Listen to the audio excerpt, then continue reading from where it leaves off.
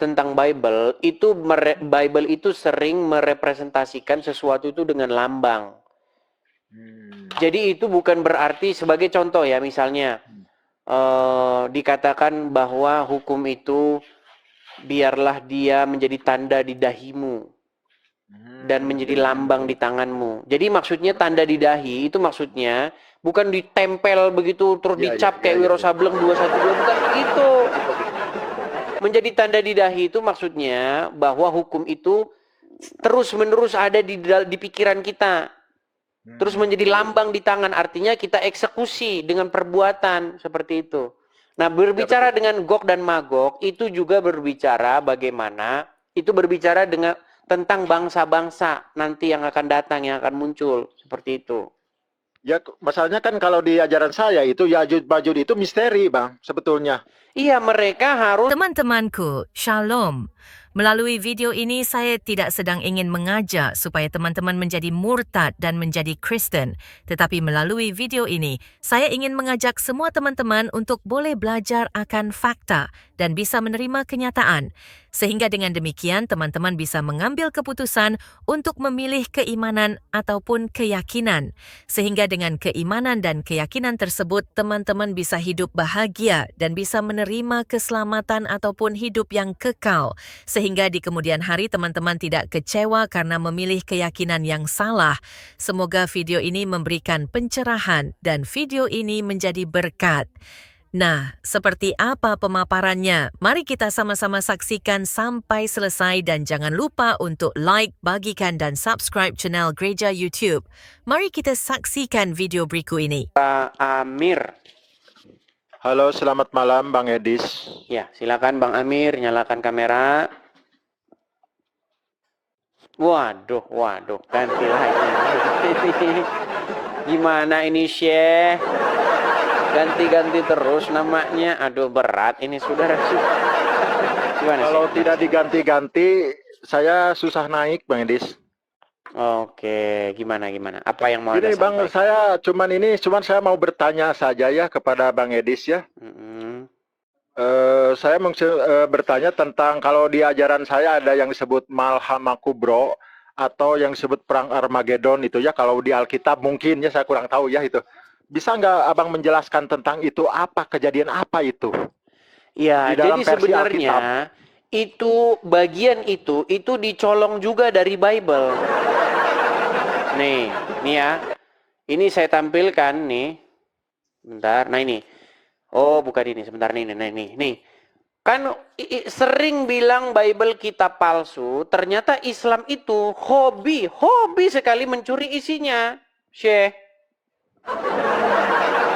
Termasuk yang Anda utarakan, masalah Ya'juj dan Ma'juj itu, betul? Iya, betul. Nah, betul. jadi Ya'juj dan Ma'juj itu sebenarnya diambil dari mana? Nih, bentar ya. Saya akan tampilkan ya. Nih. Sebentar.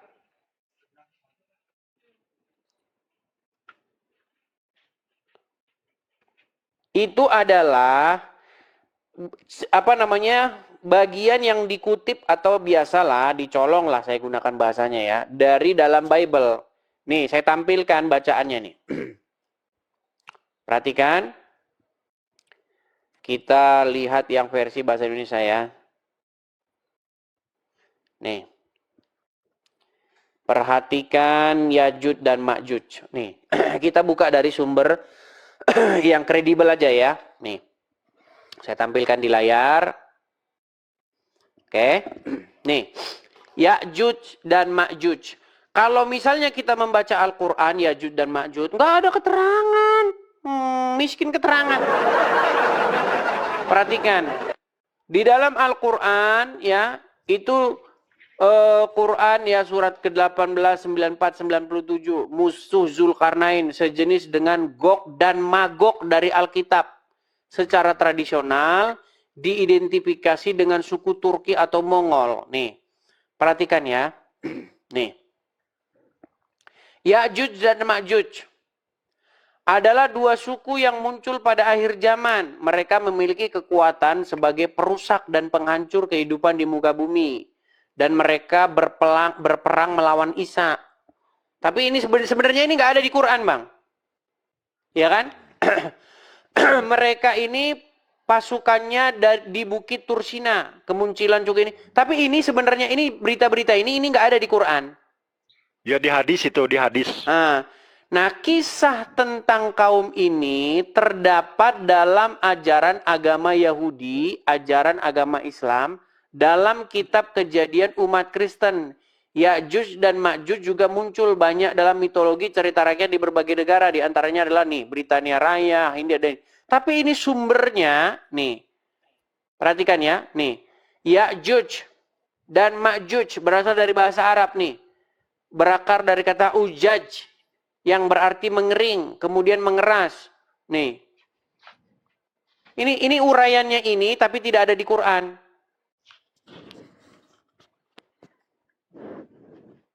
Nah, sebenarnya ini merujuk kepada Gog dan Magog di dalam Bible. Nih, sebentar ya. Nih.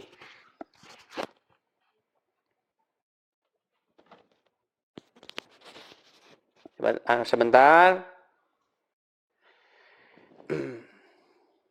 Nih, perhatikan ya. Nih, Gog dan Magog. Gog dan Magog bahasa Ibrani, Gog dan Magog adalah nama tokoh kaum dari negeri Alkitab nih di dalam Yeskiel pasal 38. Nih. Jelas. Juga dibaca juga dalam kitab Wahyu, diulang dalam Perjanjian Baru nih.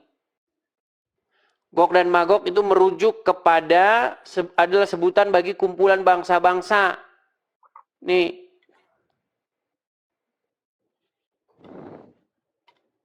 Pada Kekaisaran Romawi, Gog dan Magog dihubung-hubungkan dengan legenda gerbang Alexander yang konon didirikan Alexander Agung untuk merintangi bangsa Gog dan Magog. Ini sebenarnya sumber-sumbernya dari sini.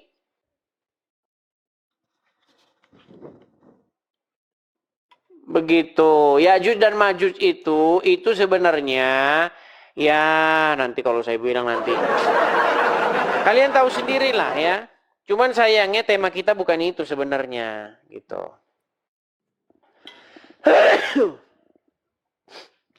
Soalnya gitu, gini Bang Syekh. ya. Gimana sih? Ini cerita yang mungkin dari zaman saya masih kecil tentang benteng Zulkarnain itu ya, versi di dalam Al-Kahfi itu ya. Dan kalau di situ kan yang bikin di Bible mungkinnya apa Alexander Agung gitu. Kalau versi Bible Alexander Agung bukan seperti itu. Itu sebenarnya dari tafsir-tafsir kemudian diambil oleh Al-Qur'an. Mungkin itu dari ajaran Yahudi atau dari ajaran ke sini itu tentang Alexander Ya, Agung Gog dan Magog itu hanya ada di dalam Bible, di dalam kitab Perjanjian Lama dan Perjanjian Baru. Oh, Perjanjian Lama ta. Yang saya pertanyakan pada saat ini kan itu masih misteri, Bang. Itu yang disebut gerbang itu yang dari timah itu, coran timah dan tembaga itu diceritakan sampai saat ini belum ada orang yang menemukan. Betul nggak? Iya, jadi sebenarnya kalau bicara tentang Bible itu sering merepresentasikan sesuatu itu dengan lambang. Jadi itu bukan berarti sebagai contoh ya, misalnya dikatakan bahwa hukum itu biarlah dia menjadi tanda di dahimu dan menjadi lambang di tanganmu. Jadi maksudnya tanda di dahi itu maksudnya bukan ditempel begitu terus dicap kayak Wiro Sableng 212, bukan begitu. Menjadi tanda di dahi itu maksudnya bahwa hukum itu terus-menerus ada di pikiran kita. Terus menjadi lambang di tangan, artinya kita eksekusi dengan perbuatan seperti itu. Nah, berbicara dengan Gog dan Magog itu juga berbicara bagaimana itu berbicara tentang bangsa-bangsa nanti yang akan datang, yang akan muncul seperti itu. Ya, masalahnya kan kalau di ajaran saya itu Ya'juj Ma'juj itu misteri, Bang, sebetulnya. Iya, mereka harus nyolong dari Bible untuk menjelaskan isi Al-Quran itu. Iya, Ya'juj dan Ma'juj ini menurut saya misteri sampai saat ini belum ketemu apakah yang disebut Ma'juj itu teh bangsa atau kelompok atau sejenis manusia atau bukan, ya masih misteri. Kalau kita membaca Al-Quran kita tidak akan mengerti. Makanya orang Islam adalah kaum yang tidak memuaskan diri dengan Al-Quran. Makanya saya bilang begini, Syekh, ya. Nih, ketika seorang Islam menjelaskan isi Al-Quran, disitulah seorang Islam itu wajib dia itu berdusta.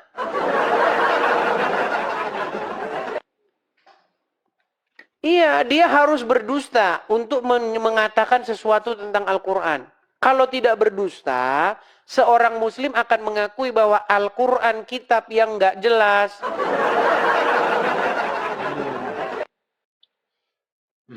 Ya memang sih pada dasarnya memang sih banyak kesamaan Bang Al-Quran sama di Bible itu. Sejujurnya saya Ya, pernah saya melihat sudah sedikit membaca sedikit. keseluruhan isi Al-Quran.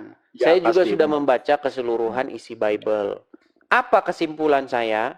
Kesimpulan saya adalah Al-Quran adalah kitab yang ingin menulis ulang apa yang ada di dalam Bible, tetapi Al-Quran menuliskannya secara singkat, padat, dan gak jelas. Iya kan kata dalam Quran kan ada kata-kata begini dan membenarkan kitab-kitab sebelumnya itu gitu. Iya, tetapi Betul, Kak. sayangnya ketika umat muslim ditanya, mana kitab-kitab sebelumnya yang dibenarkan itu, orang Islam tidak mampu menjawab. Makanya sekarang ini ada sesuatu yang lagi viral, namanya Islamic Dilemma. Apa itu Islamic Dilemma? Teori Islamic Dilemma itu muncul belakangan ini ya. Itu adalah sebuah teori di mana Al-Quran itu sebagai buku yang sangat membingungkan. Kenapa? Karena Al-Quran memerintahkan untuk beriman kepada kitab Injil, tetapi Injil yang Quran menyuruh beriman kepadanya nggak ditemukan. Ya memang sih ya memang benar begitu adanya memang.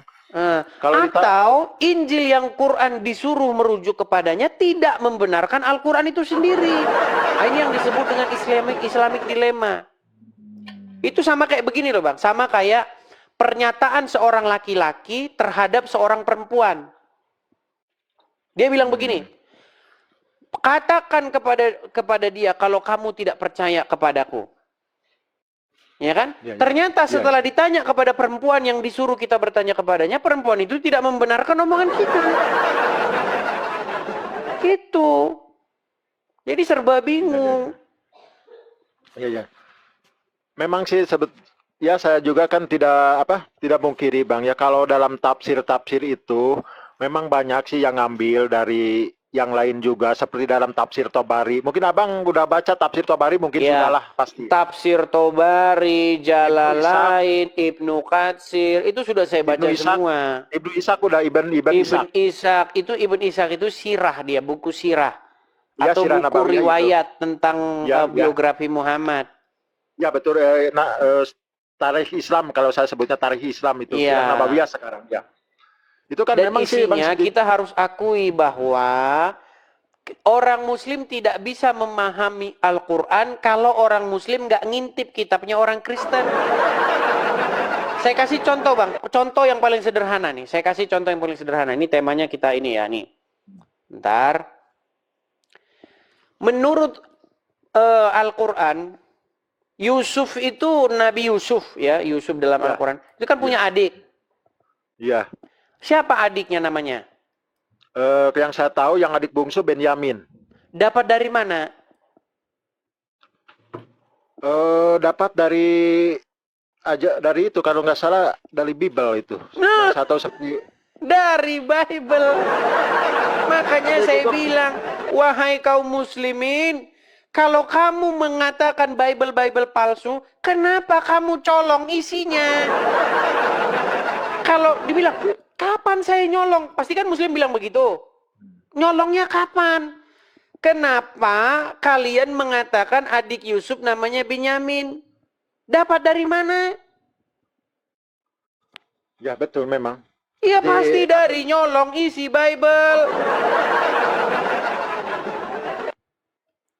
Sebab kan memang sih kalau di Quran nggak ada yang menjelaskan siapa saudara-saudaranya. Ya ngambilnya kan dari hadis itu. Pernah ada sebuah podcast yang terjadi antara Richard Lee dengan Donditan.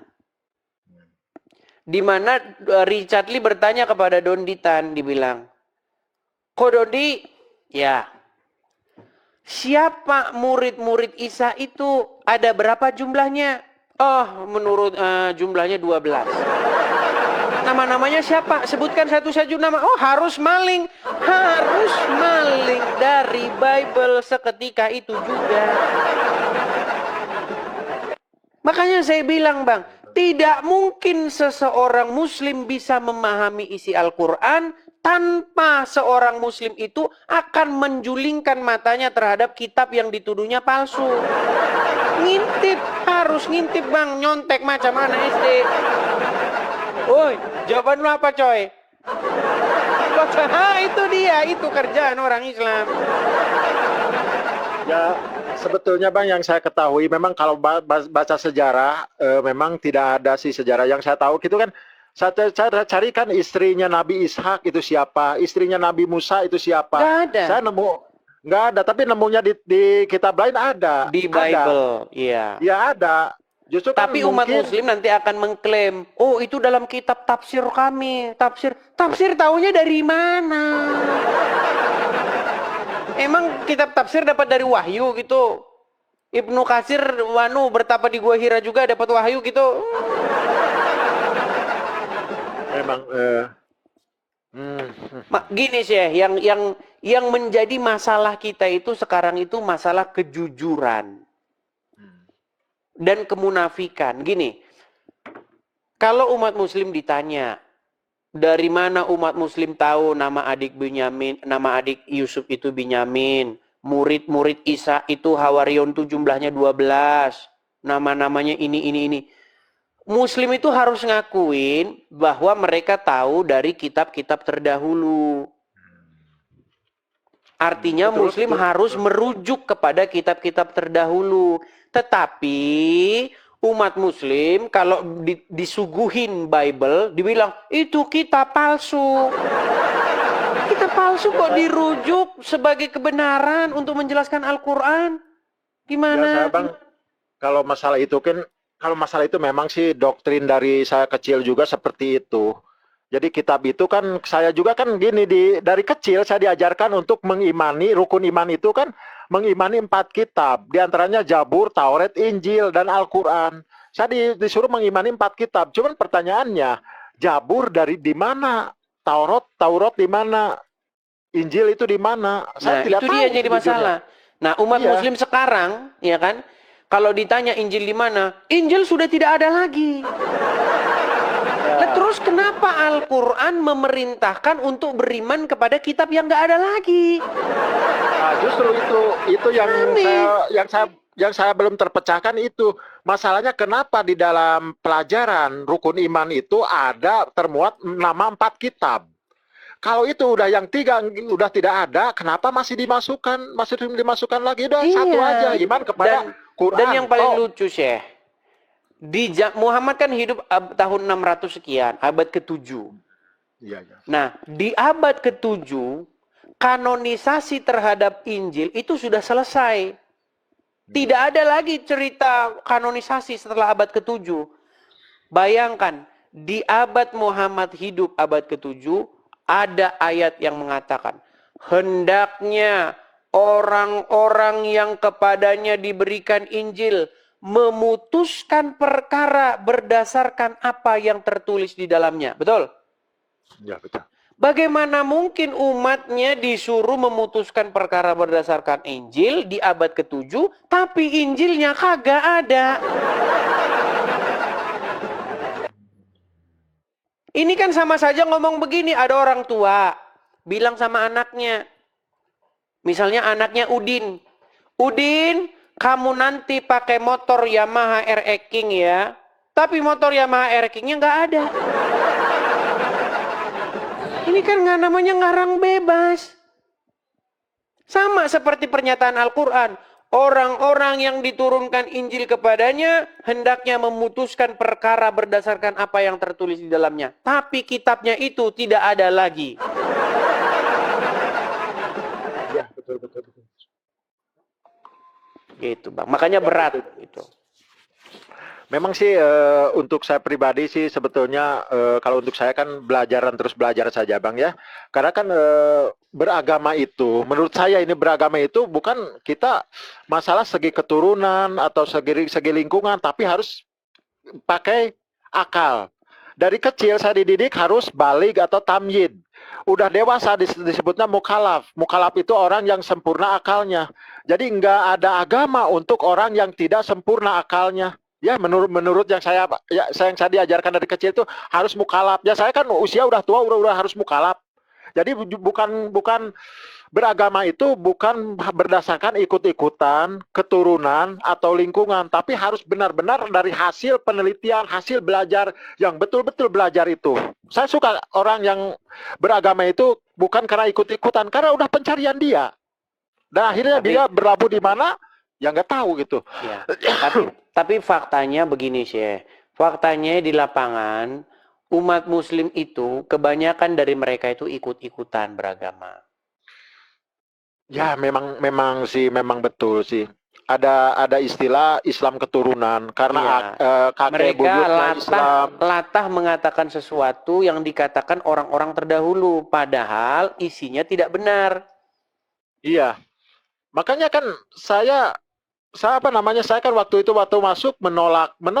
Ya saya nggak takut sih masalah itu, saya bukan menghujat, tapi wajar kan saya menolak. Man qala la ilaha illallah dakhala jannah, saya menolak. Bukan masalah itunya, karena yang setahu saya bukan diucapkan. Man qala la ilaha illallah dakhala jannah itu bukan diucapkan, tapi dipraktekkan di dalam kehidupan sehari-hari. Nah, Plus juga tapi masalahnya sih, kata kola itu sendiri artinya adalah mengatakan atau mengucapkan. Iya, betul, saya mengucapkan, tapi mengucapkan itu bukan hanya sekedar ucapan.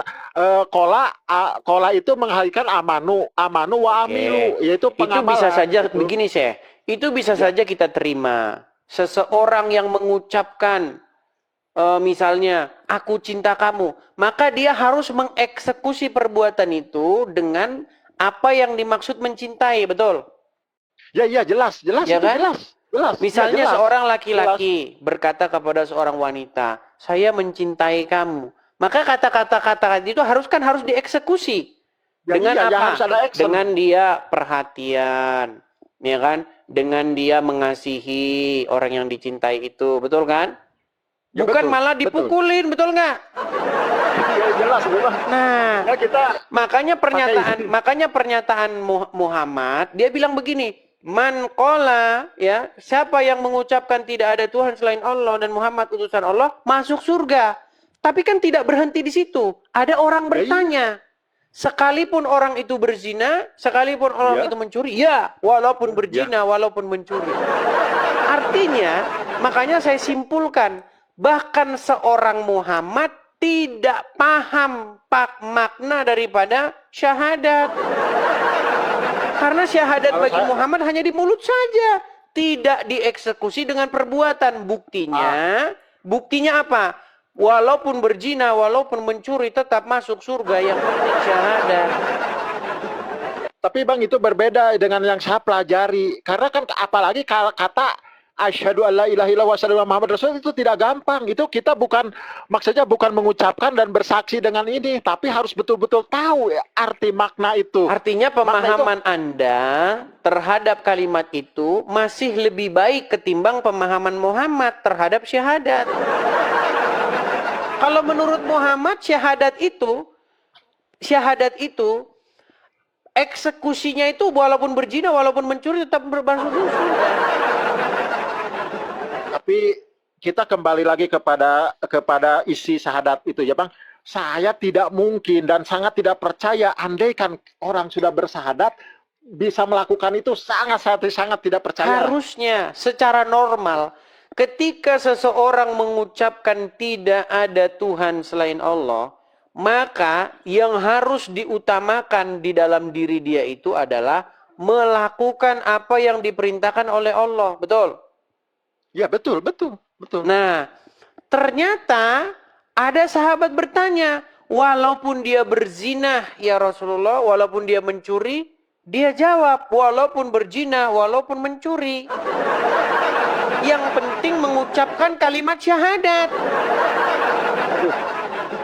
Ini bertentangan. Kalau untuk menurut saya bertentangan, Bang. Sangat bertentangan. Tapi ya udah begitu mau bagaimana? Iya, tapi kalau begitu kita enak aja kalau begitu. Ya udah ketika saya sudah asyhadu an la ilaha illallah wa asyhadu anna muhammadar rasulullah, besok melakukan kebaikan, tenang. Besoknya syahadat lagi. Besoknya Iya. kayak gitu lagi salah. Besok gitu agama apa itu, Bang? Makanya saya bilang indahnya agama Islam. Bukan indah, Bang. Buruk itu indah dari mana itu? Karena kan maaf ya, Bang, saya bukannya so tahu, so pinter aja. Seperti ketika ritual sholat gini aja, Pak, kita harus tahu arti dan makna itu dan harus dipraktekkan di dalam kehidupan sehari-hari dari Allahu Akbar kabiro walhamdulillah kasiro dan seterusnya sampai salam kayak gini itu ada prakteknya bukan hanya ucapan gitu. Ya, Menurut sepengetahuan saya. tetapi yang dilakukan oleh umat sekarang ini tidak seperti itu, Syekh. Umat Memang sekarang benar. ini yang penting itu adalah ritual atau gerakan-gerakan badan. Betul. Iya. Saya juga kan pernah lihat di YouTube, Ustadz Abdul titik-titik ditanya sama jamaahnya, Pak Ustadz, kalau saya tidak mengerti arti bacaan sholat itu gimana? Ya tidak apa-apa, sholat aja, tidak apa-apa, tidak wajib mengerti. Nah di sini saya menolak, kok kayak gitu pembodohan. Terus kita mengucapkan tidak tahu artinya, orang apa? Seperti ya nggak ngerti lah. Contohnya Seperti gini. robot. Ya seperti saya mengucapkan kalau gini, Alhamdulillahirabbil alamin. Apa artinya? Nggak tahu lah. Ya, makanya dulu zaman saya masih kecil, saya itu punya teman. Teman saya itu punya boneka yang diputar-putar itu, tahu kan? Iya. Nah, ketika boneka itu diputar-putar, dia melakukan sesuatu. Kayak gitu, dia nggak tahu dia itu ngapain. Iya. Yang penting dia sesuai dengan apa yang disettingkan kepada dia untuk berbuat seperti itu. Ya, jadi kan ini maaf ya, jadi kan saya juga jadi bahan bulian lah, termasuk abang juga membuli kan itu viral di TikTok itu nyanyian abang itu AIO ya. Makanya saya bilang, Bang, kan sudah saya pernah bilang, ketika Anda mengucapkan sesuatu, tetapi Anda tidak mengerti apa yang Anda ucapkan, itu sama seperti Anda bernyanyi tadi itu. Ditanya apa-apa itu artinya? Amin. Saya juga kan jujur aja Bang ya, saya juga bukan sok pinter, dan saya juga suka diskusi. Marilah kita belajar lagi apa yang kita praktekkan, ritual itu dari kayak gininya, dari sampai bacaannya, haruslah dipelajari supaya lebih mengerti dan lebih berkualitas. Karena gini Bang, maaf ya, bukan saya sok pinter jadi muslim, ketika kayak gini-gini doang, tanpa tahu arti maknanya, jatuhnya kemana? Fawailul lil musholin. Neraka Orang-orang yang sholat seperti mabuk. Ya, satu itu. Ya, kedua kan janganlah engkau mendekati kepada sholat sehingga kamu sedang mabuk. Ya, di situ ada dua yang saya temukannya dari Ar-Ra'aita Al-Maun ayat 4, fawailul lil musholin, celakalah orang yang sholat. Orang-orang yang sholat. Harusnya kan umat Islam itu protes bertanya, kenapa saya sholat tapi kok saya bisa celaka? Nah, harusnya itu yang jadinya dipertanyakan gitu, jangan terus aja ritual dia. Karena kan dengan gerakan yang kayak gini, dengan bacaan, sudah belum masuk kategori penyembahan kalau buat saya itu. Kalau ini untuk kepercayaan saya, tetap harus ada istilahnya apa? Actionnya gitu. Kita sholat, actionnya gimana? Ya, Kalau kata Rizal nggak usah. Yang penting begini-begini masuk surga. Betul Rizal? Halo, assalamualaikum warahmatullahi Bang Rizal. Dis, ya. Udah lihat nih. Coba, Syekh, Anda Muslim mengucapkan salam kepada Rizal, nggak ada dia nggak membalas salam. Waalaikum. Ngeri. Jadi sebetulnya Bang, kalau dalam kaidah bahasa Arab, wa'alaik itu pakai kof, itu sebenarnya sangat kasar itu. Kalau pakai kaf, wa'alaik lebih, kalau wa'alaik, wah itu binasalah untuk kamu. Wah, Nah, keren. tuh dengerin. Anda diajarin ini sama Syekh ini. Des, tidak ada satu umat Islam pun hari ini ya, bahkan anak TK saja, dia sudah tahu apa makna-makna dan lafalan dari sholat itu. Ya, nggak ada satu orang Islam pun. Coba, kalau kalian mau tes, ya, coba Coba kalian saya, tanya. gimana saya nanggapin orang kayak begini saya coba tuh. Mana ada orang Islam yang dari kecil dia belajar kecuali agama kalian. Memang agama Oke. doktrin ya. Nggak ada. Coba dari mana logikanya ya darah Yesus itu mampu menghilangkan dosa ya, mampu menghapus dosa. Coba dari mana? Makanya benar kata Profesor Emon Jakub bahwa ini adalah dongeng dan imajinasi. Ya, Emang dongeng maksudnya itu- sebentar. bentar dulu. Kau Ini dengar Rizal dulu nih kalau nggak, baik-baik. kalau dia ini kayaknya nggak bisa Kau dengar dengar suara kita, dulu. makanya dia ngomong terus ini. Kau dengar dulu ya.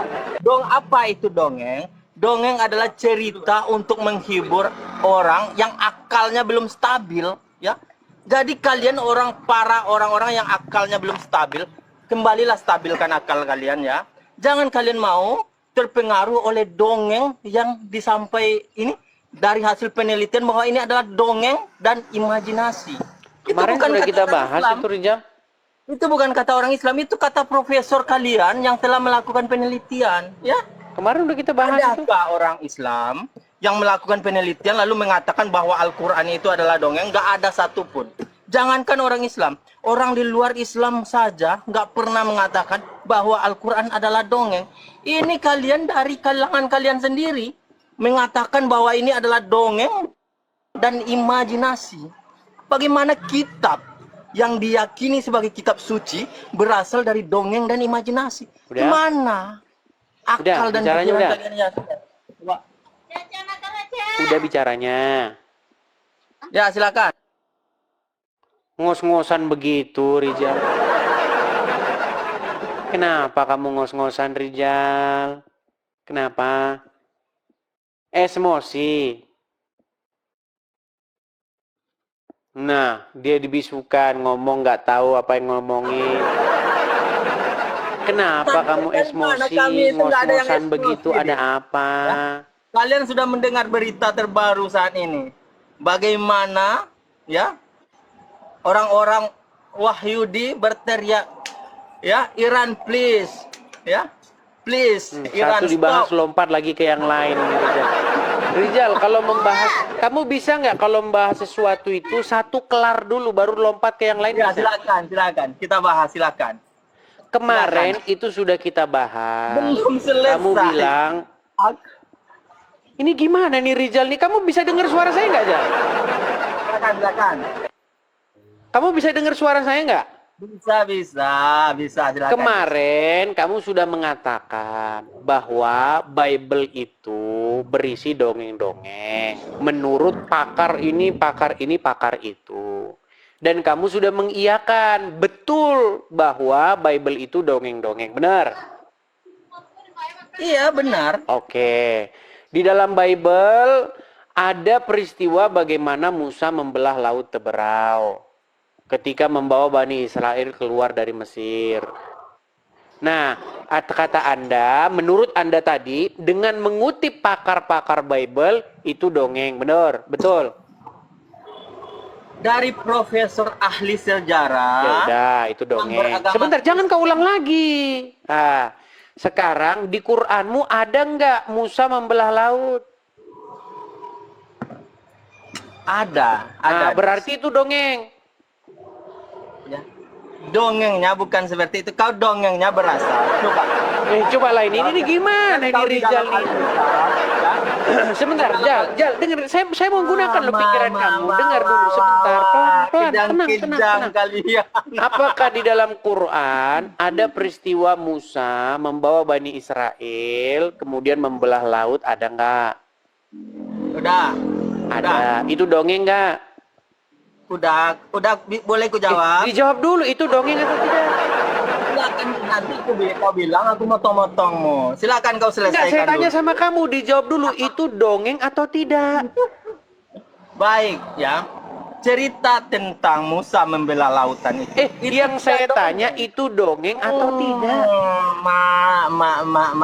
Beginilah debat andalan. Orang konten-konten.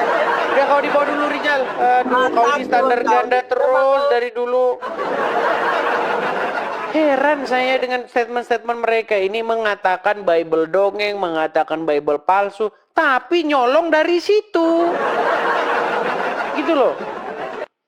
Ya memang kadang-kadang gimana Bang ya, orang itu kan gimana isi hatinya.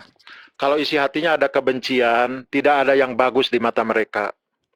Tidak ada yang bagus di mata mereka. Kalau isi hati udah tertanam kebencian, tidak akan Tapi ada gimana yang sih? bagus. Itu kan ajaran Islam, gimana? Saya menolak Bang Ayah. Bang Edis, Gini sih. Bentar, maaf. coba coba datanya mana Bang Edis, gimana itu pelajaran Islam dari mana itu saya? Bukankah menjadi seorang muslim maka dia harus membenci orang Wahyudi dan orang Nasrani?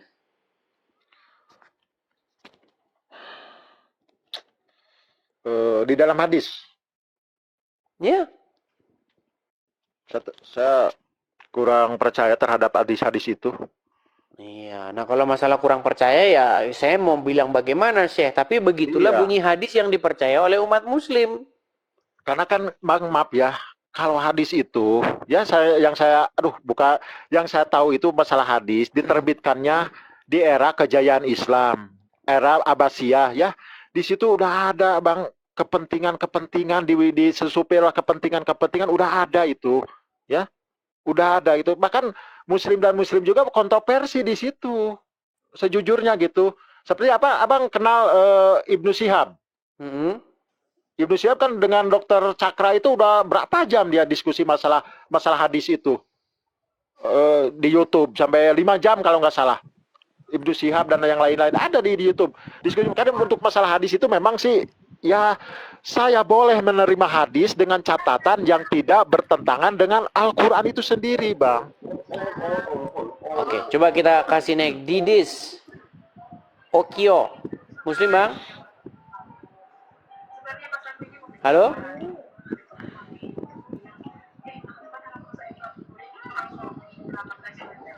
Oke lah, Syekh. Artinya yang saya maksudkan begini, Syekh, ya.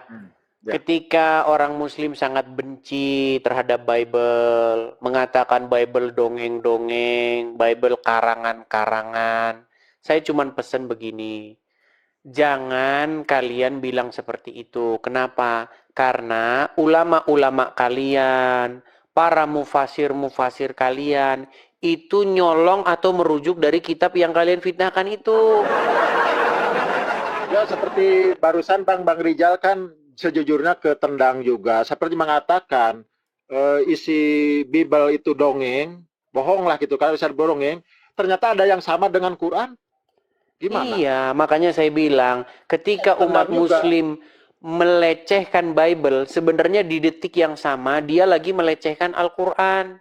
Karena isi Al-Quran itu, isinya banyak diambil dari Bible. Ya memang banyak yang sama itu. Iya, Banyak yang sama. masalahnya begini, Syekh. Banyak orang tidak pernah membaca keduanya, lalu buru-buru menyimpulkan, seperti yang dilakukan banyak umat muslim. Yang dibaca Quran doang, Bible nggak pernah baca. Coba kalau dia pernah baca Bible, pasti dia akan bilang, sesungguhnya kitabku ini isinya banyak nyolong dari Bible-nya orang Kristen. Ya mungkin saya berarti belum sampai sana Pak, kalau saya. Ya tapi ya sejujurnya sih saya kalau masalah kitab saya sendiri seperti Al-Quran itu, kalau secara translate saya mengerti semuanya. Tapi kalau isinya saya jujur aja masih belajar, belum mengerti semuanya gitu. Kalau secara translate bahasa ya saya ngerti gitu. Saya belajar gitu. Kalau isinya ya saya nggak ngerti seperti ini tafsir ini. Dari mana saya mendapatkan tafsir ini, cerita ini, taruhlah aja. Ini kan sekarang yang sudah dibuka sama komal-komal yang lain tentang tafsir Yasin 1822. Kata Ibnu Ishaq itu atau kata Tobari di situ diterangkan ada nama Paulus, tapi di situ bukan Paulus, Bulus di situ namanya, kalau nggak salah. Dan yang di situ yang saya tahu seseorang itu yang meninggal di Bunbun itu ternyata dia pendeta. Nah siapa namanya? Tapi saya di Quran itu tidak disebutkan namanya, cuman ada seorang yang di Bunbun. Udah ada seorang yang di Bunbun. Tapi dalam itu disebutkan nama dan tempat dan pekerjaannya disebutkan di situ. Nah, saya juga kok ini dapat dari mana gitu cerita ini gitu ya. Cerita ini dapat dari mana saya nggak tahu gitu, dalam tafsir itu saya baca juga gitu. Ya, seperti itulah makanya saya bilang ya, saya. Artinya umat muslim itu harus diakui memang memerlukan Bible untuk memahami Al-Qur'an. Karena kalau Memang. tidak demikian, Quran itu akan sangat sukar dipahami oleh orang muslim itu sendiri, seperti itu. Ya Bang Edi, segitu dulu ya. Terima kasih. Saya udah diizinkan diskusi ya. Terima kasih telah meluangkan waktu ya menjawab pertanyaan-pertanyaan saya ya. Saya Sama-sama, Syekh. ucapkan salam toleransi, keberkahan Tuhan menyertai kita semuanya, seluruh alam dunia ini. Amin. Salam, saya izin turun dulu. Baik, baik. Oke, saya turunkan saya.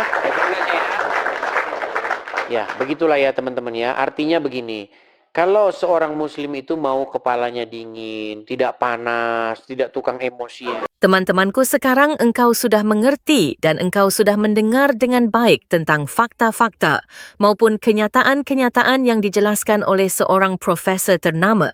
Sekarang waktunya jangan terlalu banyak bicara, tetapi renungkanlah dan pikirkan kembali tentang keimananmu. Firman Tuhan berkata, jika engkau mengetahui kebenaran, maka kebenaran itu akan memerdekakan engkau. Jadi ambil satu tindakan ataupun keputusan yang baik dan yang berguna untuk hidupmu. Baik hidupmu di masa sekarang maupun untuk hidupmu di masa yang akan datang. Mantap, luar biasa pengajaran pemaparan yang sangat menarik untuk dipelajari dan tentunya membawa pemahaman bagi kita semua semakin mengerti akan apa yang terjadi di sebelah. Dan tentunya hal seperti ini perlu dipelajari oleh semua orang supaya dapat memahami khususnya agama sebelah. Supaya mereka boleh termuka mata dan melihat yang sedang terjadi. Dan kita percaya bahawa kebenaran itu akan menang. Selamanya kebenaran itu yang akan menang, segala sesuatu yang palsu itu tidak akan bertahan sampai selama-lamanya. Jadi untuk itu, mari doakan pelayanan pekerjaan Tuhan, pemberitaan Injil semakin lebar dan luas untuk kemuliaan Tuhan. Tuhan Yesus memberkati. Ayo berpartisipasi dalam kebaikan bersama Yayasan Cipto Pelito Kasih. Mari kita bersama-sama memberikan sedikit berkat dan menyisihkan sebagian dari yang kita miliki untuk mendukung rumah Yayasan Cipto Pelito Kasih.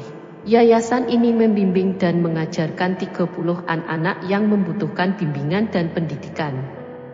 Dengan partisipasi saudara, kita dapat memberikan harapan baru dan masa depan yang lebih baik bagi mereka.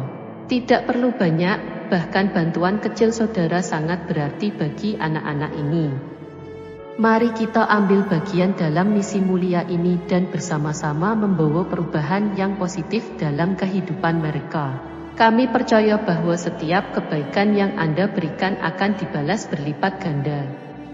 Tuhan Yesus memberkati saudara semua yang telah berpartisipasi dalam mendukung rumah Yayasan Cipto Pelito Kasih. Saudara yang mau mendukung pelayanan misi kami untuk terus bisa mengumandangkan penginjilan Sentral Kristen Indonesia, bisa melalui Bank Rakyat Indonesia 0421 0100 4996 560 atas nama Sentral Kristen Indonesia, dan bisa melalui QRIS ini. Silakan scan barcode QRIS ini melalui mobile banking saudara. Tujuan dari pelayanan misi ini adalah untuk menjangkau banyak jiwa di pelosok-pelosok desa yang rindu untuk mendengarkan firman Tuhan, dan untuk kegiatan apoleget yang menjalani penginjilan ke desa-desa untuk bisa terus mengabarkan kabar baik di seluruh tanah Indonesia. Selain melalui media sosial YouTube, kita tetap terus bisa menyuarakan kabar baik secara offline. Boleh dukung Asosiasi Sentral Kristen Indonesia melalui rekening ini dan bisa melalui KRIS Mobile Banking ini. Dengan cara scan barcode KRIS ini di mobile banking saudara. Terima kasih, biarlah kami berdoa agar semua kebaikan dan taburan saudara Tuhan yang membalas berlipat kali ganda. Tuhan Yesus memberkati saudara Sentral Kristen Indonesia. Shalom saudara, generasi muda FKPPI, saudara yang mau mendukung pelayanan misi kami untuk terus bisa mengumandangkan penginjilan generasi muda Forum Komunikasi Pelayanan Penginjil Indonesia. Bisa melalui Bank BRI 042 10 10 048 705 60 atas nama Generasi Muda FKPPI, Forum Komunikasi Pelayanan Penginjil Indonesia. Dan bisa melalui kris ini, silakan scan barcode kris ini melalui mobile banking saudara. Tujuan dari pelayanan misi ini adalah untuk menjangkau banyak jiwa di pelosok-pelosok desa yang rindu untuk mendengarkan firman Tuhan dan untuk kegiatan apoleget yang menjalani penginjilan ke desa-desa untuk bisa terus mengabarkan kabar baik di seluruh tanah Indonesia. Selain melalui media sosial YouTube, kita tetap terus bisa menyuarakan kabar baik secara offline. Boleh dukung asosiasi ini melalui rekening ini dan bisa melalui kris mobile banking ini. Dengan cara scan barcode kris ini di mobile banking saudara. Terima kasih, biarlah kami berdoa agar semua kebaikan dan taburan saudara Tuhan yang membalas berlipat kali ganda. Tuhan Yesus memberkati saudara.